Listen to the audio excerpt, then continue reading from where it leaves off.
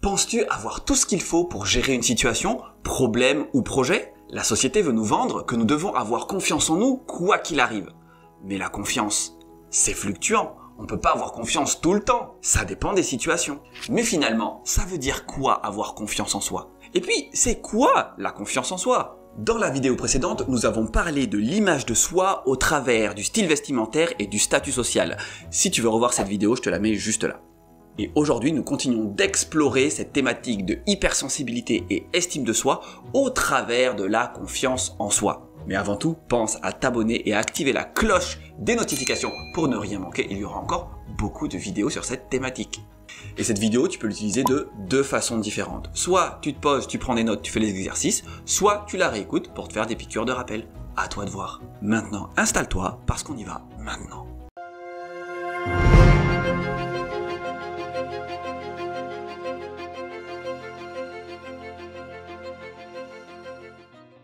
Hello chers héros, chères héroïnes, je suis Lishan, formateur, coach spécialisé dans l'accompagnement de l'hypersensibilité. Dans ces vidéos, je t'aide à retrouver du sens, rehausser ton estime personnelle, gérer tes émotions et tes relations. Développer ta confiance en toi est devenu depuis quelques décennies, même quelques années, un enjeu majeur de ta vie. Que ce soit dans le travail, dans tes projets, dans ton couple, on entend partout que la personne qui a confiance en elle est censée tout réussir. Et là, on te dit avec une énorme conviction, tu veux réussir, alors aie confiance en toi. Point. Non mais c'est une blague. Ça me fait beaucoup penser aux contes de fées où on nous dit « et ils vécurent heureux et eurent beaucoup d'enfants ». Tu sais, à la fin. Et là, on en fait quoi avec cette phrase toute faite? Enfin, ça veut rien dire du tout.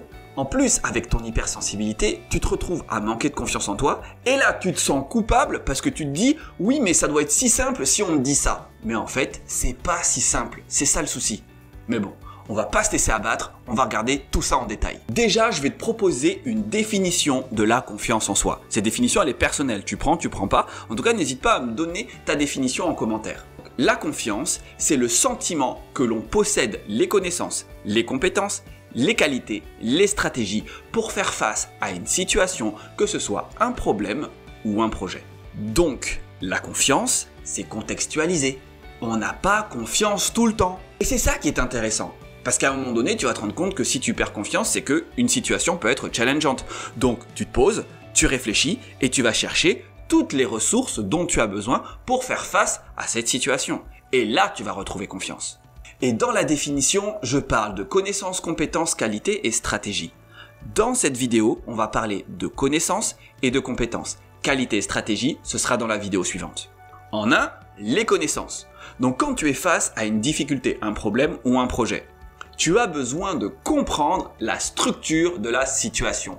Tout ce qui se passe, ça te permettra de trouver la meilleure façon d'avancer. Et c'est pour ça que les connaissances sont intéressantes. Imaginons, il y a une fuite d'eau chez toi. Tu commences par voir de l'eau au sol. Là, pour identifier le problème, tu as besoin de connaissances. Tu as besoin de savoir qu'il y a des tuyaux, tu as besoin de savoir qu'il y a des écrous, tu as besoin de savoir qu'il y a des joints. Ok. Et donc, tu as besoin de savoir que tu peux utiliser un marteau, que tu peux utiliser une pince et que tu peux utiliser une clé à molette. Ça, ce sont des connaissances générales qui te permettent de comprendre ce qui se passe pour toi. Et si tu sais pas ça, eh ben t'es super mal. Parce que tu vois de l'eau partout et que tu te mets à paniquer parce que tu sais pas quoi faire de toute cette flotte. Donc, face à une situation difficile ou challengeante, va chercher les connaissances qu'il te manque sur le sujet. Si tu as un problème financier, développe tes connaissances financières. Si tu as un problème de couple, développe tes connaissances sur le couple. Et si tu as un problème de santé, va voir ton médecin. Apprendre de ceux qui ont les connaissances est le meilleur moyen pour comprendre ce qui se passe pour toi. Et ainsi, de retrouver confiance. Et avec l'hypersensibilité, ça peut revenir très vite. Sauf si tu procrastines. Là, c'est terrible. Parce que tu t'enfonces et ça devient très difficile d'aller chercher les connaissances dont tu as besoin. Donc surtout, dès que tu commences un peu à douter, va chercher les connaissances. N'attends pas. Et là, nous arrivons au premier exercice. Si une situation te bloque, fais le listing de toutes les connaissances que tu possèdes sur le sujet. Et vois si ça suffit. Et si ça ne suffit pas, va chercher les connaissances qui pourraient te manquer. Et une fois que tu as fait ça, dépêche-toi de trouver les experts qui vont pouvoir t'aider. Ça peut être des livres, ça peut être des podcasts, ça peut être des vidéos, ça peut être des consultations. N'attends pas. Parce que le problème, c'est qu'étant hypersensible, plus tu attends, plus tu t'enfermes dans ce manque de confiance, plus il t'imprègne. Et là, ça devient très difficile. Donc, n'attends pas. Et si tu fais ça et que tu ressens une forme de soulagement, ça veut dire que tu es sur la bonne voie, donc continue sur ta lancée. Et en 2, les compétences. Comme on l'a vu juste avant. Les connaissances, c'est très bien. C'est une façon de rentrer dans la problématique. Mais ça ne suffit pas. Ça n'est qu'une base. Globalement, des compétences, ce sont des connaissances que tu es capable de mettre en pratique. Et là, on est dans l'opérationnel. Rappelle-toi à l'école. Tu te rappelles quand tu faisais des travaux pratiques? Donc là, il y avait le professeur qui te présentait un cas. Et puis hop, tu te retroussais les manches. Et puis c'est parti. Tu y allais. Tu faisais de ton mieux. Et c'est là que tu fais face aux vraies difficultés. Parce qu'une fois que tu es sorti de tes bouquins là où c'est super théorique, tu mets les mains dedans et c'est là que tu te rends compte que c'est beaucoup plus subtil ou précis que ça n'était mentionné dans les livres. Et c'est là que tu te rends compte que la théorie, c'est bien, mais c'est peut-être que 20%. Après, quand tu passes à la pratique, c'est là que tu découvres les 80% qui sont pas dit dans les livres. Clairement, tu deviens pas un champion de karaté en lisant toute la biographie de Bruce Lee. Impossible. En plus, il faisait du kung-fu, enfin du jeet kune-do, donc rien à voir. Enfin bon, t'as compris ce que je voulais dire, ok? À un moment donné, faut passer à l'action. Et si tu as fait des études ou des formations, à un moment donné, dans ta vie, tu as certainement fait des stages. Et c'est pendant que tu faisais tes stages que tu te rappelais de ton prof là qui te faisait le cours magistral, et là tu te dis « Ah ouais, mais en fait c'est vachement plus compliqué que ce qu'il nous a raconté !»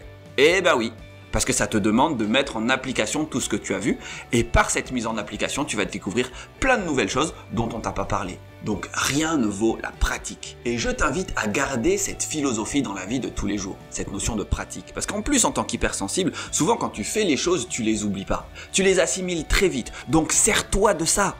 Par contre, ce qui se passe, c'est que tant que t'as pas fait, eh ben ça peut être très insécurisant. Donc très rapidement, fais, passe à l'action.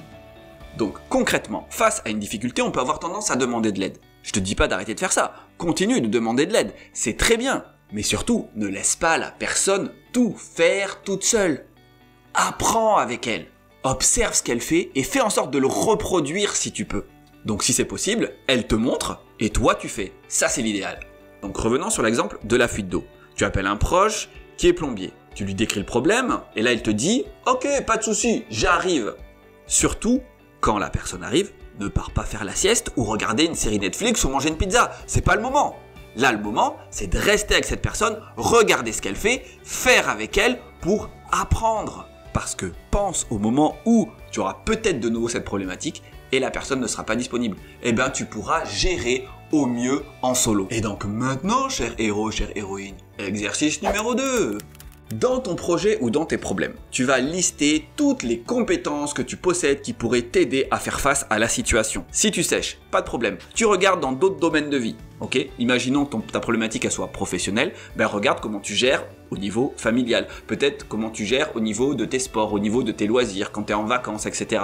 Prends quelque chose de similaire et va chercher toutes les compétences qui t'ont aidé à sortir des situations. Comme ça, tu vas pouvoir transférer les compétences d'un domaine à un autre. Et ces compétences, ça peut être organiser un fonctionnement, planifier des actions, rassembler des personnes, fédérer un groupe, structurer un plan d'action, remplacer des objets, contacter des personnes, enfin, peu importe, ok? Donc là, tu fais le listing de toutes les compétences que tu as. Et ensuite, ce que tu vas faire, c'est identifier toutes les compétences que tu n'as pas. Et là, ça va être d'aller rencontrer une personne, peut-être que tu connais, que tu sais qu'elle a les compétences nécessaires et apprendre d'elle. Tu fais une petite interview, tu lui demandes « Ok, je suis face à cette situation, toi comment tu t'y prendrais, qu'est-ce que tu ferais, etc. » Et là du coup, vous prenez des notes et ensuite, vous faites au mieux dans votre situation. Et une fois que tu auras fait tout cela, tu ressentiras une forme de soulagement. Ça sera moins lourd, ça sera moins obscur et ça voudra dire que tu commences à avoir les billes pour pouvoir avancer. Et avec ton hypersensibilité, la confiance, elle peut grandir très très vite, à condition que tu passes à l'action. En fait, ton challenge en tant qu'hypersensible, c'est de ne pas rester dans l'inaction. Très vite, il y a une difficulté, tu te bouges, tu le prends en main, tu n'attends pas. Donc si cette vidéo t'a plu, je t'invite à la liker. Si jamais tu penses qu'elle peut aider quelqu'un qui a tendance à procrastiner, à pas avoir confiance en lui ou en elle, partage-lui, ça lui fera plaisir, ça me fera plaisir, c'est au top. Et enfin, si tu as des questions, pose-les-moi en commentaire, j'y répondrai avec grand plaisir. La prochaine fois, nous parlerons de la confiance en soi au travers du prisme des qualités et des stratégies. En attendant, mets tout ça en place, je te souhaite une très belle journée et je te dis à très vite. Salut!